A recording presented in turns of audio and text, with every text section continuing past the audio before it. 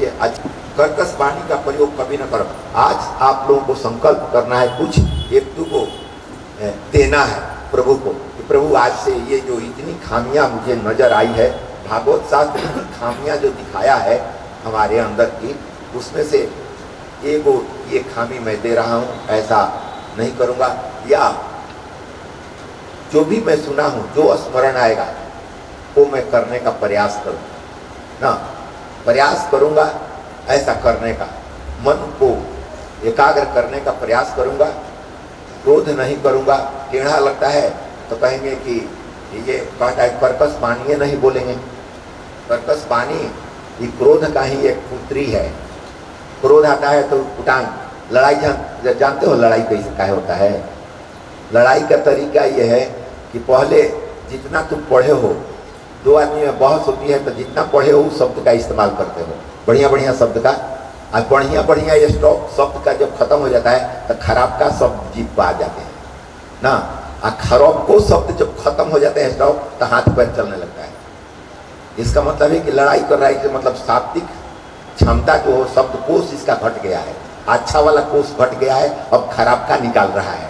और खराब को जब खत्म होगा तो हाथ पैर चलने लगा मार्केट को ना। अगर अच्छे शब्द का स्टॉक ज़्यादा है तो खत्म ही नहीं होगा, उस शब्द कर्कश वाणी निकलेगा ही नहीं, अलग हो जाएगा। कर्कश वाणी बोले से पहले प्रणाम करके अलग हो जाएगा, क्योंकि हमको समय बचाना है ना।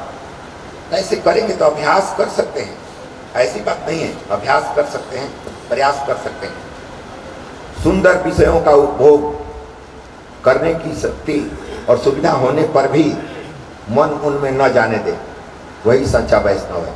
सुंदर सारी वस्तुएं हैं लेकिन उसमें मन नहीं फंस रहा है तो समझो कि ये वैष्णव का ये गुण बताया गया है। शरीर, वाणी, मन, इंद्रियां, बुद्धि तथा स्वभाव से किए जाने वाले सभी कर्मों को नारायण को समर्पित करो। तुम्हारे शरीर से जो कार्य हो रहे हैं, वाणी से जो कार्य हो रहे हैं, मन से जो कार्य हो रहे हैं, इंद्रियों से जो काम हो रही हैं, बुद्धि से जो काम हो रही हैं, स्वभाव से जो कार्य हो रहे हैं, सब प्रभु को अर्पित करो। अर्जुन से कहते हैं भगवान कि अर्जुन तुम मुझे अपनाओ, सारे कार्य करते हुए मेरा स्मरण करते रहो तो उसका पाप नहीं लगेगा। जो कर्म तुम करोगे, इतने लोगों की हत्या जो करोगे तो तुमको पाप नहीं लगेगा, पाप से मैं तुमको मुक्त कर दूंगा, इसलिए कि हमारा स्मरण करके हमारे आदेश से तुम कर रहे हो। एक समझ लो कि आत्मा है तभी तो हम कर रहे हैं, आत्मा निकल जाएगी तो मैं कर नहीं सकता। तो प्रभु का आदेश है, प्रभु को समर्पित है यह कार्य, तो प्रभु को जो भी होगा अच्छा बुरा प्रभु को होगा, तो तुम उस अच्छे और बुरे दोनों से बच जाओगे। लेकिन जहाँ तुमको इच्छा होगी कि पुण्य वाला हमको मिले और पाप वाला उनको तो नहीं होगा, दोनों तुम्ही को मिलेगा। अपने लिए करोगे तो पुण्य पाप होगा, ब्रह्म के लिए करोगे समर्पित करके तो पुण्य होगा ना पाप होगा, तब मुक्ति मिलेगी। पुण्य पाप होने का मतलब है कि स्वर्ग मिलेगा चाहे नरक मिलेगा, और उसको भोग कर फिर धरती पर आना पड़ेगा। जिसे मात्र ब्रह्म शब्द के प्रति ही लगाव है वह गुरु पद के लिए अपात्र है। कहते हैं कि जिसे मात्र ब्रह्म शब्द से लगाव है, ब्रह्म से मतलब नहीं है, ब्रह्म शब्द से लगाव है, वह गुरु पद के लिए अपात्र है। संत ऐसा ब्रह्मनिष्ठ होना चाहिए कि जिसकी स्मृति मात्र से भी शिष्य के पाप कर्मों को बढ़ने न दे। संत वही है जो जिसके पास जाने के बाद पाप करने की इच्छा समाप्त हो जाए, लगे कि नहीं पाप उचित नहीं है, क्योंकि वो ज्ञान देंगे ना, वो ज्ञान देंगे कि इसमें कि ये दिक्कत है, इसमें ये अच्छाई है, इसमें बुराई है। संत पे जाओगे, अगर तुम्हारे पाप छूट जाए या तुम्हारे दोष जो हैं वो कम हो जाएं तो समझो कि हाँ अच्छे थे, अन्यथा बढ़ा देंगे। जीव और ईश्वर का पहला संबंध वाग्दान से होता है। रोज प्रार्थना करो ना, मैं आपका ही हूँ, मेरे अपराधों को क्षमा करना। ये शब्द जरूर रोज बोलो, प्रभु मैं आपका हूँ, क्योंकि आप ही तो हैं अंदर। प्रभु मैं आपका हूँ, इसलिए हमारे अपराधों को क्षमा करें। ब्रह्मा जी कल सुने थे ना, ब्रह्मा जी क्षमा मांग रहे हैं नारायण जी से कि प्रभु जैसे माँ के गर्भ में बालक बहुत माँ को मारता है अंदर अंदर, लेकिन माँ को क्रोध नहीं आता है, उस मार से माँ को आनंद ही आता है।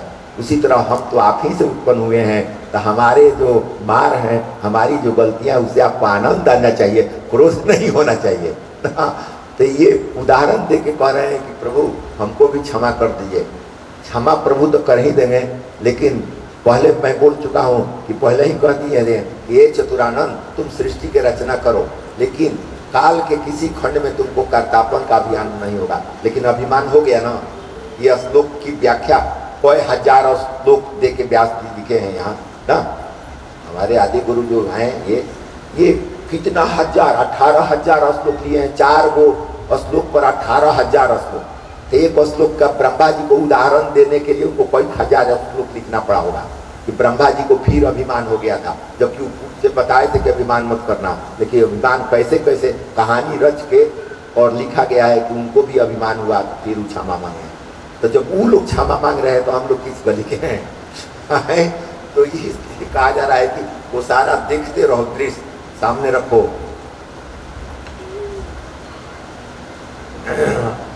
कर्म में अकर्म और अकर्म में कर्म का दर्शन करे, अर्थात अनासक्त भाव से कर्म करे, वही श्रेष्ठ है। बार बार इसकी चर्चा हो रही है कि अनासक्त भाव से कर्म करो, मतलब अकारण कर्म करो, निष्काम कर्म करो ना। तो वही वहाँ गीता में लिखा है कर्म से अकर्म, अकर्म से कर्म, कर्म से अकर्म। कर्म कर रहे हो तो अकर्म कहो कि हम कुछ नहीं किया है ना।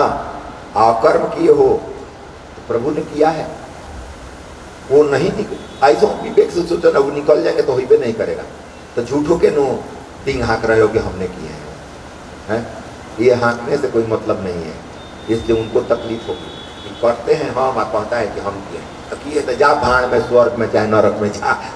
पर तू जब सभी समझ जाएगा कि परमात्मा अंदर है तभी हुआ है, तो तुमको स्वर्ग होगा ना नरक होगा, पुण्य पाप दोनों नहीं होगा ना। और तुम कर रहे हो तो तू जा। हम तो बता दिए हैं, माता पिता बाल बच्चों को तरीका बताता है कैसे जीना है, तो परमात्मा ने तो तरीका भागवत शास्त्र में बता दिया कि ऐसे जियोगे तो पुण्य पाप से अलग हो जाओगे या हमारे पास आ जाओगे। लेकिन तुम कहते हो कि हम किए हैं, तब कही हो तो अच्छा तुम भी किए हो, बुरा तुम भी किए हो, तो तुमको स्वर्ग मिलेगा नरक मिलेगा, हम नहीं मिलेगा। माता पिता तो संकेत कर ही रहा है कि ऐसे करो। तुम हमारे पिता हैं तो संकेत तो बहुत कर रहे हैं कि हमारे कारण काम हो रहा है, तो तुम मत कहो कि मैंने किया है। तुम्हारे दिमाग में प्रभु ने किया है, गलतियों हुआ तो प्रभु ने किया है, अच्छा हुआ तो वही किया है, तो पुण्य लगेगा ना पाप लगेगा, जा ना। तो कहते हैं कि हमारे अर्जुन इतना मारे, इतना वध किए, फिर भी स्वर्ग में चले गए और उनके दोस्ते थे। तो इसका मतलब है क्या कि प्रभु को स्मरण करते हुए वो पान छोड़ते थे। प्रभु के स्मरण करते हुए जो सामने है उसको भी मारते थे कि प्रभु ही अंदर है ना। कहावत ऐसी में दिया हुआ है, उसमें बहुत से दृश्य हैं कि वही मर रहे हैं वही मार रहे हैं ना। ब्रह्म ही मर रहे हैं, सब में वही है, तो वही जा रहे हैं वही आ रहे हैं। आत्मा ही आत्मा का गुरु है। फिर आ गया, आत्मा ही आत्मा का गुरु है। मैं अगर यहाँ बैठा हूँ तो आत्मा के कारण बैठा हूँ, आप वहाँ बैठे हैं तो आत्मा के कारण बैठे हैं। क्लियर बता रहा है कि आत्मा ही आत्मा का गुरु है। एगो शिष्य है, एगो गुरु है। लेकिन मैंने आप लोगों को एक तरीका बता दिया है, अपनी आत्मा को गुरु मानो और मन को शिष्य, मन को शिष्य मानो और अब अपनी आत्मा को गुरु मानो।